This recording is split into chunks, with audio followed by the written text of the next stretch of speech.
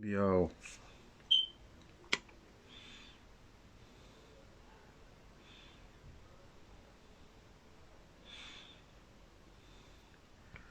how's it going, guys?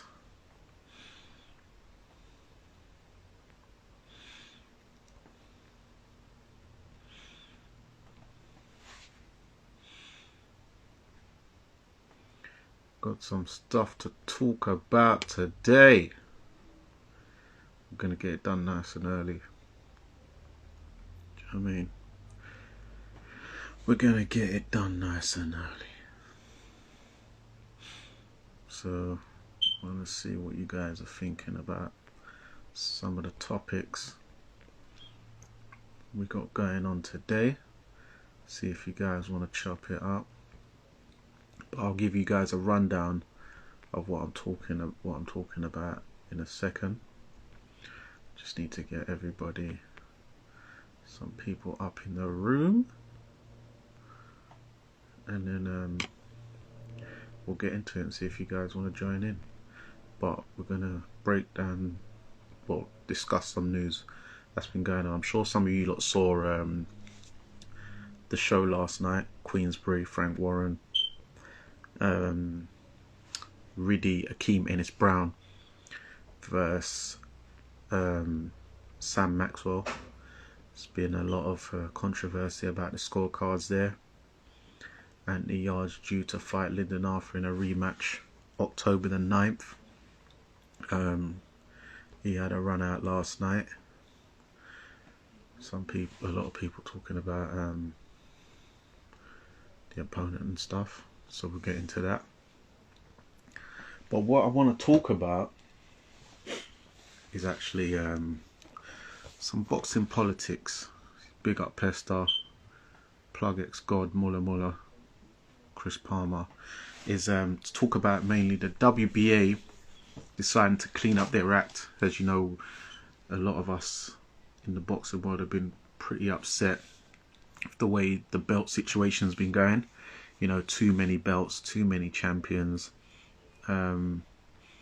And they're deciding, because they've been sort of reprimanded, that they're now gonna the interim title is no longer valid. It's no longer seen as anything. So all the interim champions from the WBA, it's no longer been scrapped. So we've got guys like Daniel Dubois, who's the WBA interim heavyweight champion. He's either going to have to fight a final eliminator, or you become a mandatory challenger for the full title. So you fight a final eliminator or a full title. So that Daniel Dubois, he will have to fight either Trevor Bryant for the final eliminator, or he goes straight into an AJ fight.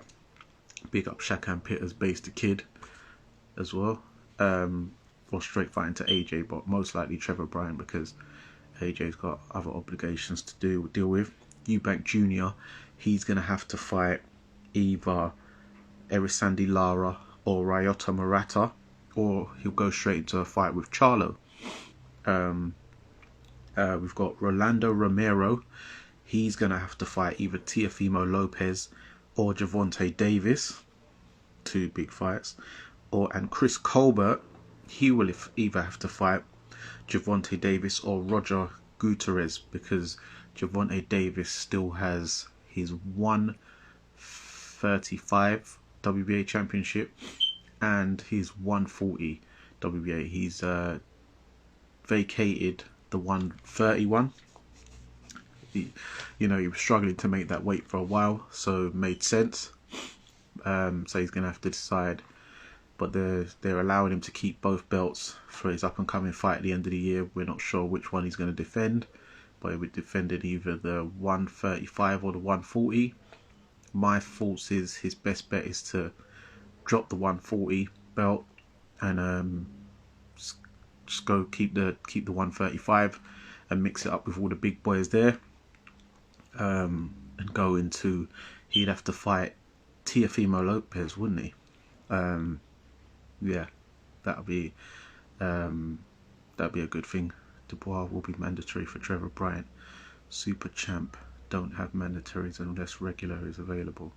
Yeah, but they're saying he'll either fight Trevor Bryant, or AJ, and it's most likely he'll fight Trevor Bryant. Yeah, so it's most likely he'll fight Trevor Bryant before he'll get an AJ fight. If we're going to be honest, you know what I mean. So yeah. But his interim title scrapped. He's not the interim title. So that last fight he had versus Bogdan Dinu, the Romanian guy. It is what it is now. So yeah. What's your thoughts on that, guys? On the WBA's cleanup job? Do you like what you're seeing? You like what you're hearing? What's your thoughts on? Do you think other governing bodies should follow suit, i.e. the WBC, because they've got, you know, a few too many title holders as well? Also, I'd like to chop it up about the IBF making mandatory vaccination. Sorry, I've got to be careful what I'm saying before the page gets dinged. Mandatory jabs for both Teofimo Lopez and George Kambosos in their up-and-coming fight for the IBF title on October the 5th on Triller. This news came from Ryan Kavanagh. It was reported by him that they both have to get vaccinated mandatory for their fight. Do you think that this is right? Do you agree with it? Is the IBF going to make this a stipulation ongoing for other fighters? Yes, debut. They are the IBF governing body are saying both fighters have to be have their medicinal jabs for their up and coming fight. What's your thoughts on that? Do you think that's right? A lot of people are saying scrap the belt and, you know, F them off and don't fight for the title. It's just in a boycott way because they feel other fighters are now going to get put down that line. Sonny Edwards is saying that he's already got a great jab. He don't need another one, you know, with his pun. Base the Kid says it's about time WBA cleaned up. They'll try, but they'll jump into bridgerweight now to gain more money. Yeah, of course. They're going to want to make their money up elsewhere. And it seems there's a few smaller heavyweights who are willing to go into that bridgerweight of 224, 225. I think Isaac Chamberlain, I believe, he's looking to campaign at bridgerweight. Sonny Edwards, big up, champ. What's your thoughts on this this IBF mandatory jab for Teofimo Lopez versus George Kambosos, up and coming for their fight on Triller in New York? Would you like to come in and share some words, seeing as you're an IBF champion? Have they said anything to you about your next fight that you may need to have that medicinal double jab? If they tell me I've got to, then what are you gonna do? Oh, you're vacating. Oh, yeah, that's yeah. So why, Sonny? Is that a political stance, or how's the boxing conglomerate feel about that?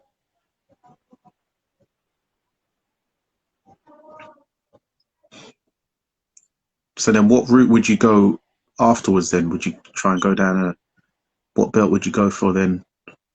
Oh, you're in company. Okay, we're going to have to arrange for you to come on at some point another day and talk about this, because I know this is a hot topic right now. Dean White was quite animated about this as well. The vaccine. Okay, I understand, champ. Yeah, it's deep. So if any of you guys want to come in and chop it up about what your thoughts are on the IBF mandating that, it's deep. Chris Palmer saying scrap the belt. So yeah, it seems the IBF they could be going down a dark road trying to make that going on. Also, want to chop up about some news about Jermall Charlo. You know, he's got arrested. He handed himself in the other day over a dispute with a waitress in San Antonio, Texas. That him and his friends, his entourage, it was obviously eating and drinking and whatnot. And when it come to paying, his card got declined 3 times, and he got quite animated. I can imagine, Charlo, they get quite rowdy, them brothers, and yeah, him and his crew left without paying. And the waitress got a minor leg injury. She's saying allegedly when the entourage rushed past her, and yeah, he handed himself in. But the incident happened on the 16th of July. It was the day before his brother Jermall fought Brian Castano. So I don't know what it must have been a thing they were doing the night before or in the daytime. I hear that Al Heyman, he gives what's his name?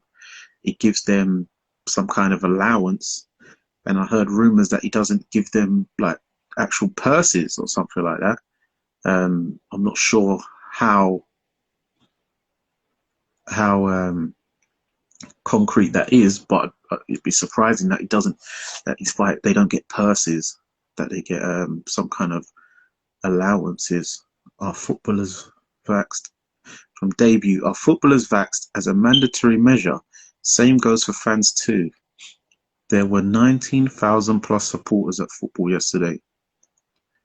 What stadium was that? But yeah, I do know that there was stadiums were quite packed. And with football, no, I'm not sure about the footballers. I don't think they are. I'm not sure how the FIFA or UEFA rules go with players, but I haven't heard any news. As far as fans, I'd have to talk to some stewards and security to find out the measures of what the fans are, but I don't think they have to prove that they've got a passport thing, a jabbed passport. Scrap the belt, but I'm not an expert on this. Yeah, thanks for that. Yeah, so I don't think it's, but yeah, it seems the other WBA, WBC, WBO, they haven't asked for fighters to do this. It seems just one governing body, Ipswich Town. Okay, who were they playing and what was the result? Did they win? Big up Ipswich, by the way. But yeah, so basic kid. Hold on. I know you can give me some more insight into this Al Heyman situation with Charlo, because I'm not sure how the allowance things works. I've only heard about this recently. I didn't know that they don't. Some of these fighters ain't getting purses they played Wimbledon. Okay, they drew. Okay, oh, that's all right. But yeah, also, if any of you guys, what did you think about the Akeem Ennis-Brown versus Sam Maxwell result yesterday? Did any of you guys watch it? For how I scored it, I had at the end, I had Akeem Ennis-Brown up by 4 or 5 rounds. It seems that Akeem, he rubs a few people up the wrong way in the industry, boxers. I don't know if he has upset some officials, stuff like that, but it seems that they had it in for him to get rid of the title and give it to Sam Maxwell, because nobody I know or spoke to, even going through the timelines on various social media pages, Twitter, Facebook, Instagram, nobody seemed to have Sam Maxwell winning. The commentary team last night, Bunce, Carl Frampton, very reputable people, been in the ring themselves, champion in Carl Frampton, former multi-weight world champion, Steve Bunce. No one had Sam Maxwell winning. I can't see how Sam Maxwell won. He was throwing straight shots, not landing. He was getting outboxed from range, as Riddy's got Akeem's got that bouncy amateur style. And then when they was even inside, when all Sam seemed to do was sort of lean on him, push his forearm into his face. But when Akeem got his hands free, Akeem was the one throwing uppercuts in the inside, little hooks and stuff like that, until the ref broke. Even when the what's his name? Because Akeem got cut first, and then they didn't really check on his cut because I don't think it was that bad. But when Sam Maxwell got cut, he went to the corner, and it was like a train. One of the corner team put like a towel on it. We don't know what was on the towel because really the doctor's meant to check it. But something a bit funny there. That wasn't the normal protocol. So it just seemed like it was a bit of a screw job they had planned for Akeem that last night. Hold on, basic kid. They have a purse, but they don't get given all their money up front. They get it in installments. Some get more, less frequently than others, and others get small amounts monthly. Heyman uses the money. What does Heyman use the money for? What does he do? Is he running it like a bank or something? It's quite a good idea then, if he is doing that, for other investments. It is a good idea then, because some fighters aren't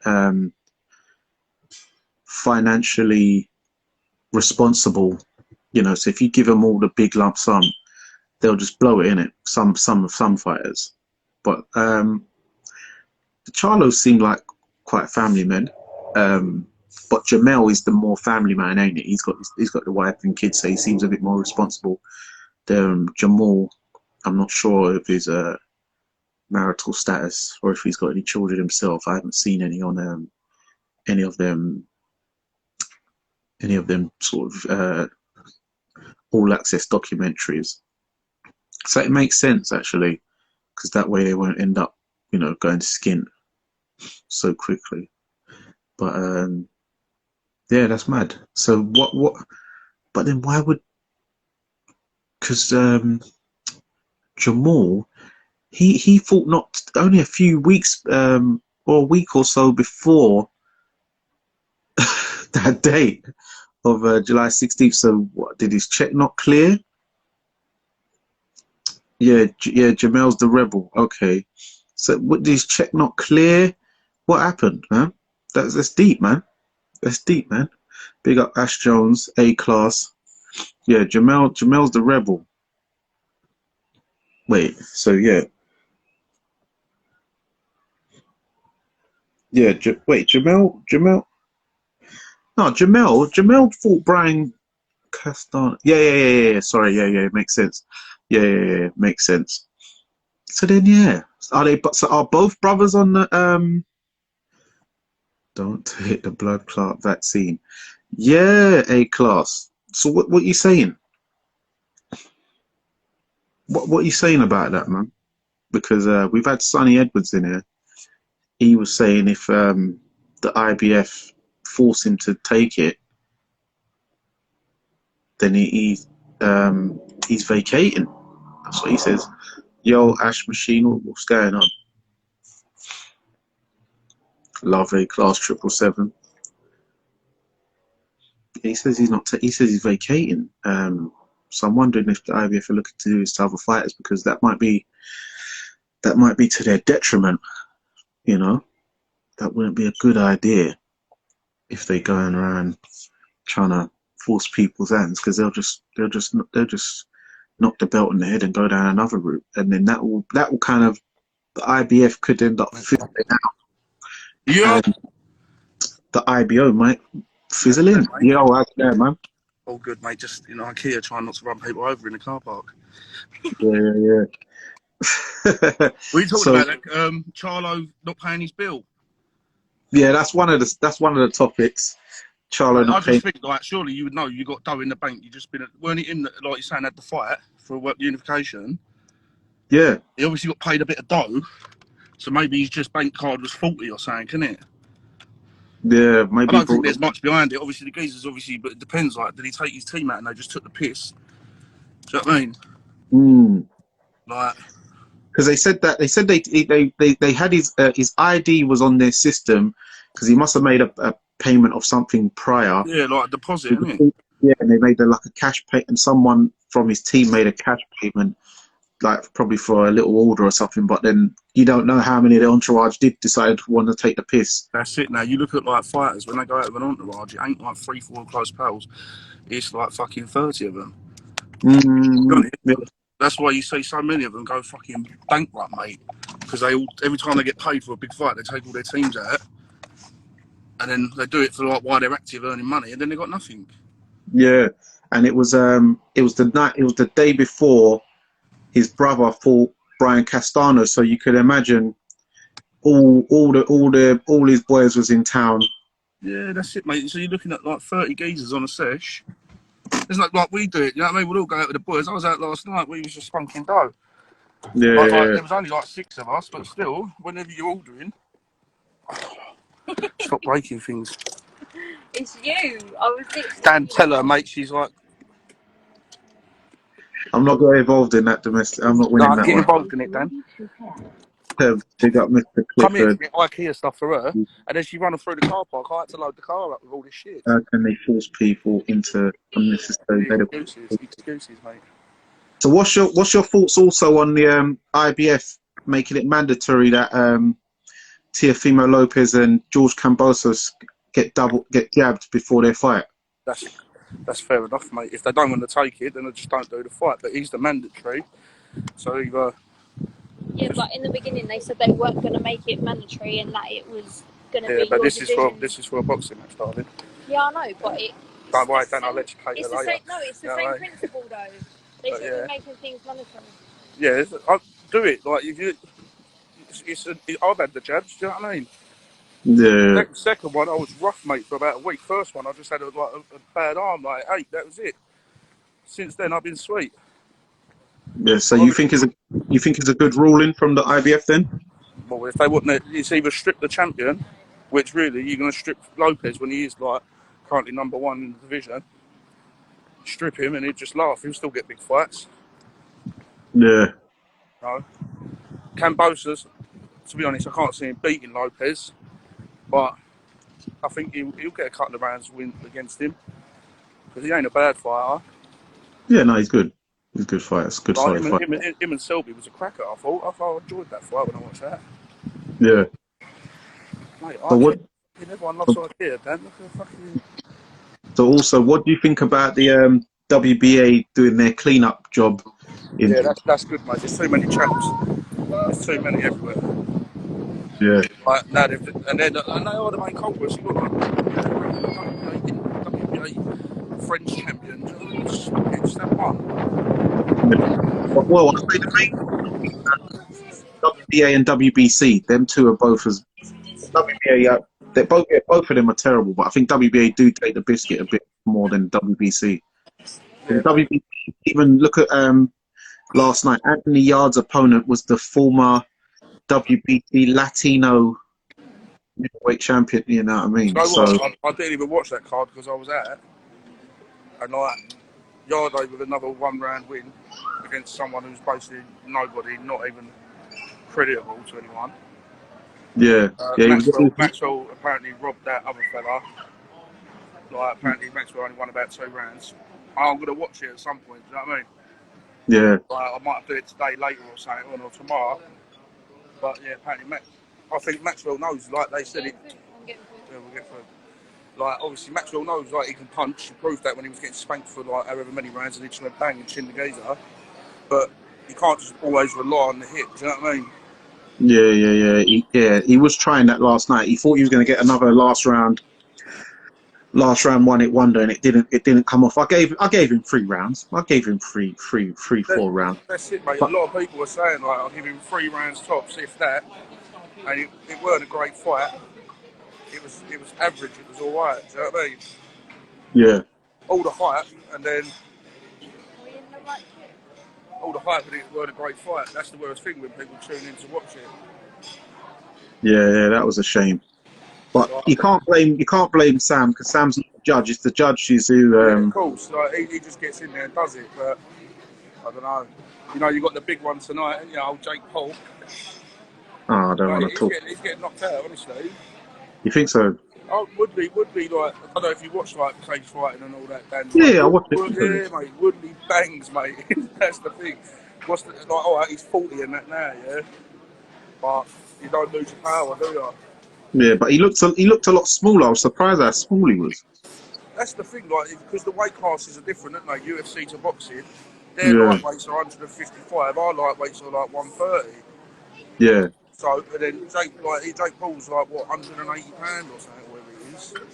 yeah. So if he trimmed it down a bit, he probably could make light heavy if he really tried. Yeah, the thing is, like, you know what? Alright, Jake Paul, he's not a boxer, he's a fucking Disney kid and all that, yeah? But, oh, I don't know, I've never been in it. Yeah, like, he's learning, he goes to the gym, mate, he does the camps like every other fighter, you know? So Yeah, I'm giving him his dues there, and like the other day I read he gave up like a certain amount of his purse to pay like Dubois, Fury, all them, just that bit more. Do you know what I mean? yeah, You wouldn't see buddy like Floyd Mayweather say, right, I'll take 20% cut here and give it to my undercard. Never. Do you know what I mean? mm, And that geezer makes millions. But, yeah. you know, it's not Did easy you watch, to do it. Did you watch UFC last night? Nah, mate, I was out like all night. Fucking, I got home about 11 o'clock this morning. Oh wow, big one then. I do try, Dan. I do try. I'm losing my head stuff. I'm getting old. So, but yeah, fucking. Yeah, A Class is saying shame about Darren Stewart on the wrong side of a terrible stoppage in UFC last night. He's the fellow from East London, isn't he? Yeah. Yeah. From up your way. Yeah, he's from the good side of the river, Dan. You know, Oh, comes probably to the proper side. that old chestnut. Right, what's going But on? Mate, yeah, I've never been in IKEA in my life. I don't even know what I'm doing. uh, but yeah, thanks for coming on, man. I'll No get worries, thank God. I'll catch up with you soon. yeah, man. Say, mate. Peace. So yeah, he was saying that he's all for the medicinal jab that he thinks is a good idea for the IBF to do it. Yeah, he took it. What? A Class? Who took it? Ben Whitaker. He got jabbed. Trying to add Ben Whitaker's sad Olympic silver medalist. Hopefully he is available. Oh, I don't know. Yes, Rick's Gamer. We're talking about the WBA cleaning up their act as such. They've got rid of they're scrapping the interim title champions. The former interim champions now. They've got to fight final eliminators against the regulars, or go into the straight mandatory against the proper champion. I'm not sure what they're going to do about these super champions and regulars, because that's going to have to be the next wave that gets sorted out.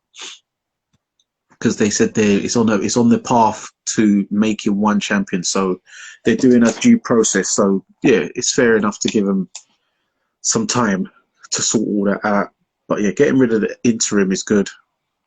I'm surely they've got to get rid of the WBA gold because what's that Russian guy, Shudanov? I know at light heavy he's got a WBA gold title. So surely those type of belts get scrapped. WBC, they need to sort out that silver title stuff. The diamond belt is also an issue if WBC decide to get in there. Yeah, I mean, yeah, let's get that trill, let's get that reckless talk, man, like bass here now.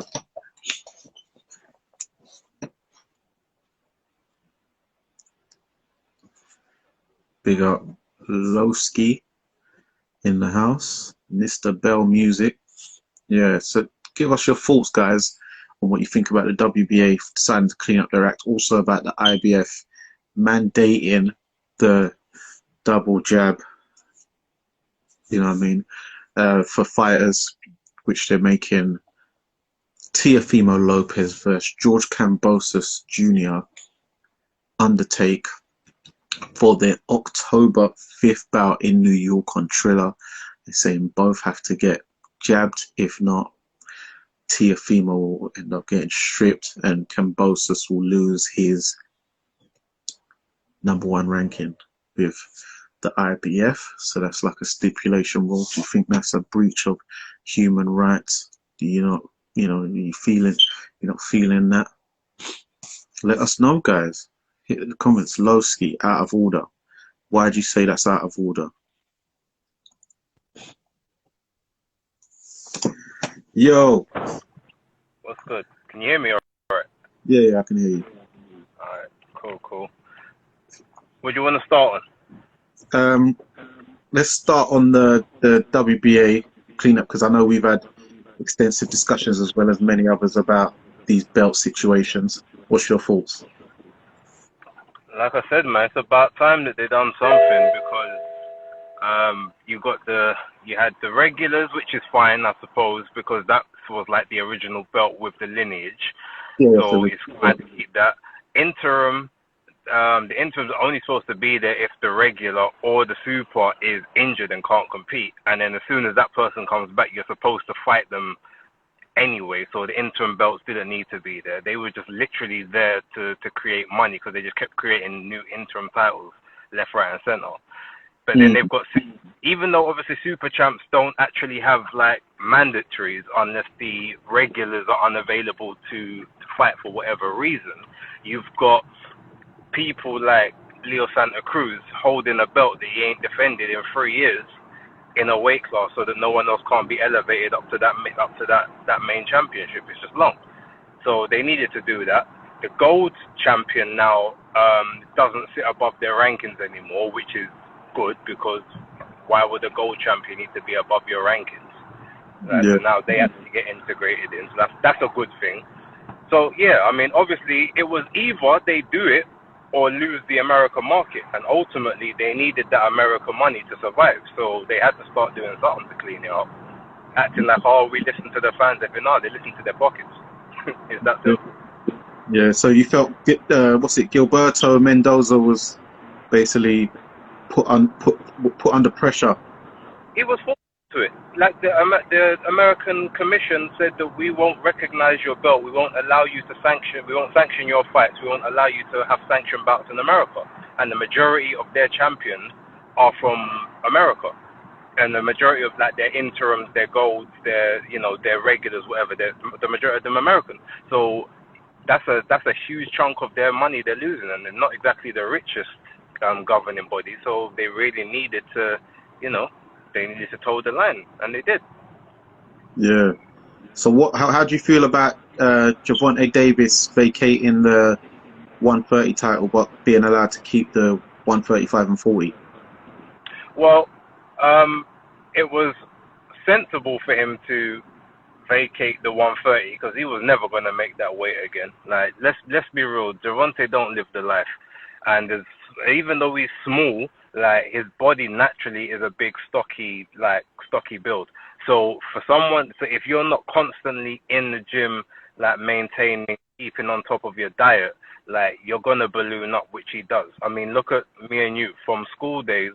Obviously, we were smaller, a lot smaller, and then we didn't necessarily manage our weights great, and then our whole frames just changed. That's him now. Obviously, mine sort of changed a bit different to yours, but we won't.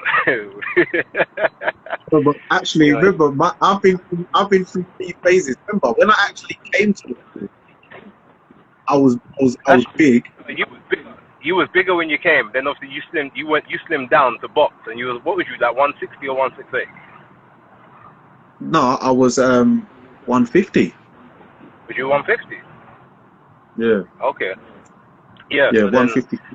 Because it was 70. When I was the first bout, I was 71 kilos, which is 154, and then I went down to 69 kilos, which is 10 stone 12, which is 152. Then I got to 150 at one point. So I was then floating between 150, 154.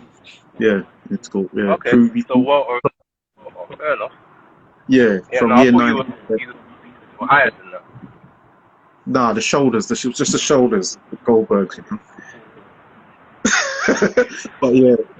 Yeah, So so then, getting back to Javonte real quick. I don't know how much what my reception is going to be like because I'm driving at the minute. But yeah. So I think realistically, I actually think he's going to keep the 140 belt and get rid. Actually, no. I thought he might keep the 140 and basically wait for Josh Taylor to move up and then basically just elevate himself to a proper champion at 140. But then because of the whole Terence Crawford thing and not necessarily knowing if he's gonna re-sign with Top Rank next, you can't guarantee that Josh Taylor will have a champion to fight. So because you can't necessarily guarantee he'll have a champion to fight, he might not move up for now. He might actually stay at 140 for a little while. So what Javonte probably is smarter to do, because they don't really want to match him with anyone really. Like they want to keep everything in house and whatever. Like they'll give him tests, but only if they're in house realistically.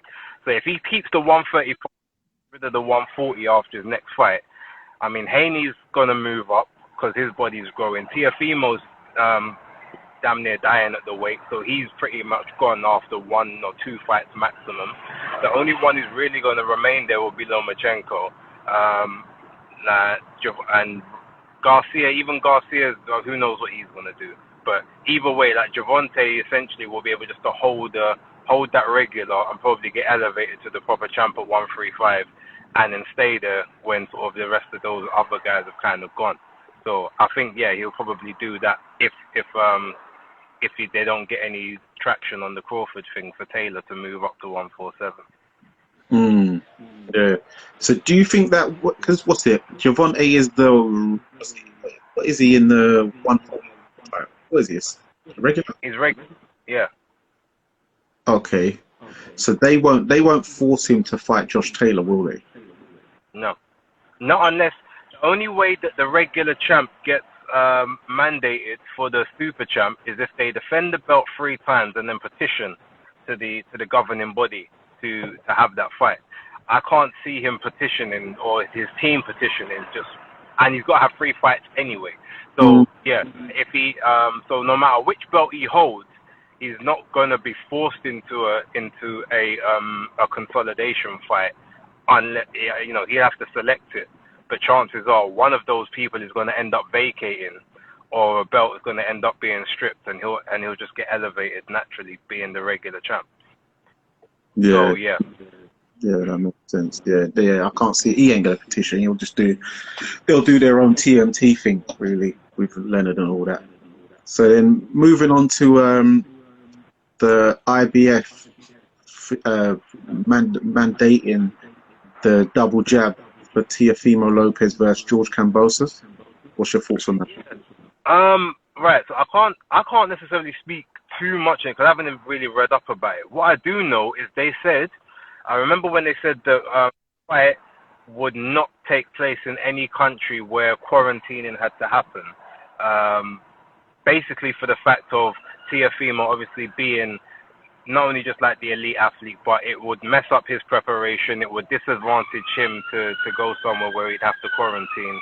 And him basically holding all the belts, they felt it was, so they made that kind of special dispensation towards him. With this thing about the whole, both of them having to be vaccinated, I don't know enough about it to make a comment, but what I will say is nobody can't tell me that I have to do anything. Yeah, not with my body. You can't tell me I must put something in my body if I don't want to put it in my body. Like it don't work that way. So ultimately, I don't really know how it works. To be honest though, I don't think Kambosos is gonna mind. And what's weird though, if the IBF are saying that they've got to vaccinate to have the fight, right? Well, didn't Teofimo just have COVID? So then, is his body not already now naturally vaccinated with the antigens that his body created to fight off the virus in the first place? So does that mean he never really had COVID? I mean, are we doing up conspiracy theories now? Is that really what they're trying to do? Oh, it's deep. It's deep. Like, you see what I'm saying? Like, so it makes for them to actually say that just discredits the whole June fiasco they had in the first place. Yeah. Yeah, because he should have the antibodies, and I know that George Cambosos won't have a problem because I'm hearing that in Australia they're forcing them, they're kind of forcing them to do it anyway. So he's probably already done. Yeah, he's probably already done. So yeah, he's probably already done it. We've got a comment from Charlie Bryan. It's good WBA are cleaning up, taking away Mickey Mouse titles. Should just be one champion. Got Ade26 laughing. A-Class saying exactly, bro, talking about what you were saying with the conspiracy. So, yeah, and then moving on to now the Charlo situation. I know you have more of an insight on sort of how Al Heyman and the PBC fighter payment scheme plan works. So can you give us a breakdown on that for us? So from the information I've gathered, now bear in mind, I can't be 100% factual because I'm not in the PBC's pockets whatsoever. But from the way how I understand it to be, like, a lot of the time they talk about they get back-end money, right? You see a lot of times say, oh, you think this is all I'm making, I make back-end money, whatever. So the way I hear it is essentially they have their purses. You kind of get your purse in installments. Like I said, whether it might be, you might say get 3 installments of your purse, like of the whole sum in 3 installments, or you might get smaller pieces in one. But because a lot of them aren't fighting regularly, like they're not fighting 2 or 3 times a year. Big up Tunde Jay, well done for last night. Anthony Yard getting the first round victory. But yeah, carry on, base. Yeah. So the way I've heard it is essentially, yeah, so you'll get monthly payments for some people, especially the ones who aren't necessarily fighting frequently. Essentially, that's how you kind of keep them happy and keep them sweet and stop them from moving around. But then you give them that, but then they end up getting lower guarantees. But somehow through shell companies or whatever, they'll put the guarantee was like 4 million, when really and truly the guarantee was probably like 1, but the other 3 probably came throughout the year in other bits of installments or other payments that had to go through certain plans or whatnot. That's the way that I've heard how it runs. So and obviously you saw the text message that Adrian Broner sent to Al Heyman regarding the installments, and he's waiting for the money that he's supposed to have got from him and whatnot. So yeah, based on the little sort of information I have from some of the channels and the sources that I pay attention to in the US, that's kind of how I've heard it break down. Yeah, so that sounds sort of like, because as a few people know, that Al Heyman, he comes from a music background, but it sounds like he's running it like a record label. Like how they get an advance and then they have to work on money, the album deals. But then there's the signing on fee, then the back end, but then they sort of, but then you don't get all the money from your album sale. The guy who's giving you the advance has to recoup the keys. So yeah, that kind of makes sense. Even the way he markets a lot of them, the demographic, for instance, that he markets Javonte Davis to, he markets him like a music star, like a rock star or a rap star. He doesn't market him like a boxer. And the majority of them sort of have that persona. So it would make sense that is essentially what they do. Yeah, so yeah, the rock star thing. As you remember, Adrian Broner, I remember he even went on that rap tour that time. You remember back in the day before the Maidana fight. Yeah. Yeah. So, do you think that Al Heyman may have been behind that tour? Possibly. I mean, he might have had a hand. Probably, definitely had a hand in it. Because let's be honest, Broner isn't stable enough to sort out his own endeavors a lot of the time. So maybe the money that he's waiting for, Al fronted money up front for the tour, and was like, well, these are the ticket sales or whatever. I've given you this, but there's still certain things you haven't done yet to earn the rest of your money or to pay back. So maybe that's what he's now, upset about, and that's what he's after. Yeah, because I see him crying about I'm not coming back unless was it 10 mil or something like that. I think it was 7. 7, yeah. So he was crying about some money, but it seems there's been a few fighters bit disgruntled about money. I see Billy Joe Saunders the other day posted on his story about waiting on money from the Canelo fight. He reckons he's not been paid in full. Well, I mean, I don't really know about that one, but what I will say is, of all people that we hear, how often have you ever heard of someone moaning that Eddie Hearn hasn't paid them? I haven't heard that before. So, you know, I mean, I can't really speak on that. I don't know how credible that is, and maybe he's waiting for something, but I'm pretty sure that whatever money he was supposed to have got, at least from Eddie, he got. Like, whether there was something else, maybe the zone was supposed to pay him, there was something else that he didn't fulfill that he was supposed to fulfill. Because let's remember, how much shenanigans did he pull on that day? He didn't turn up to the unveiling party. He was gonna miss. I think he was late to the weigh-in as well. So maybe there was penalties attached to certain antics that he did, and he didn't read the contract properly, and those penalties were deducted or something. I don't know, but you can imagine something like that happening, because they would have all of these things in place. Yeah, because he missed the presser, innit? He left Canelo stand there on his ones, looking a bit silly. Yeah. Yeah. Canelo is a super 8. He's an A+ side. I mean, from A class said Al Heyman started off as a record executive. Yes, yep, that's correct. So yeah, it's deep. So did you manage to watch? You managed to watch Akeem Ennis-Brown versus Sam Maxwell last night? Yeah, I watched it from round 2 onwards, and all I saw was Ennis-Brown making Sam Maxwell look foolish for virtually the whole fight. Yeah. That's literally what I saw. Obviously, he got hit with a couple good shots. His eye got popped by a good shot, and even though he bust up the other man's eye with a headbutt, you know. But yeah, like Ennis-Brown, from what I saw, like I said, just made him look bad all night. Just made him look horrible. Was in and out. Was popping that jab. I saw him hit him with some good uppercuts on the inside as well. The only thing I really saw Maxwell do was when they was on the inside and he was holding Ennis-Brown, or Ennis-Brown was holding him, he would like be doing a lot of sort of almost rabbit punches, like dirty boxing on the inside. And maybe the judges were seeing some of that and thinking, oh, he's controlling the pace or whatnot, or pushing the guy back. That's the only logic I can see. But outside of that, it was a stone cold robbery. I mean, I've seen worse. It's not the worst I've seen this year. I've seen 3 robberies that were worse than that. But ultimately, like, it was a very, very bad decision, and I can't work it out. I can't work out how they came to that. So what was the 3 worst ones you've seen this year? Well, actually, technically, I should say it's 2, because one of them happened in December, and that was the Gaballo versus Rodriguez fight.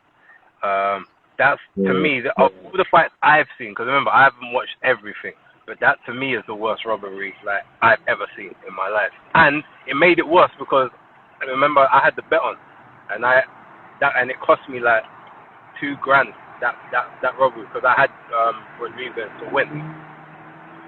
Yeah. All the rest of the bets came in except for that one, and it was happening at the same time as Billy Joe Saunders and Canelo. But yeah, there was that one. There was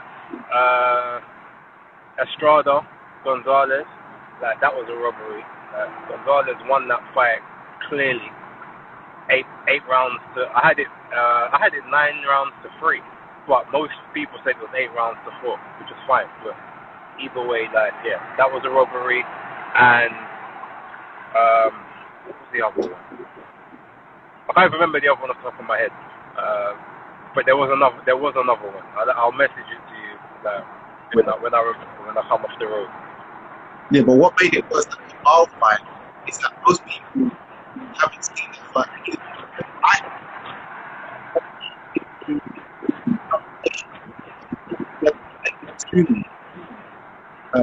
And I thought, like, they were too late. Wow. It was two American pros.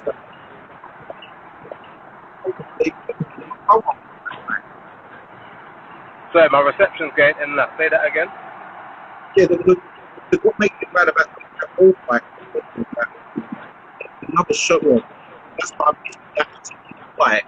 And you have to send it to a day or two later, and most people ain't even. Yeah. Yeah. So it's bad. But we move, man. We move. So what you got? What you got planned for the rest of the day? Right, so I'm literally flying down to get some petrol. I need to get petrol. That's the cheapest. Then I'm United match, and then I might either do my introduction video today, the Jake Paul fight. So I might have some stuff to talk about. I'm undecided. So I'm gonna address the weekend anyway, but I might just encapsulate that into it. Yeah. Well, guys, if you are when he does do the introduction, it's called what's it called? Hardcore Casual. The Hardcore Casual. Hardcore Casual.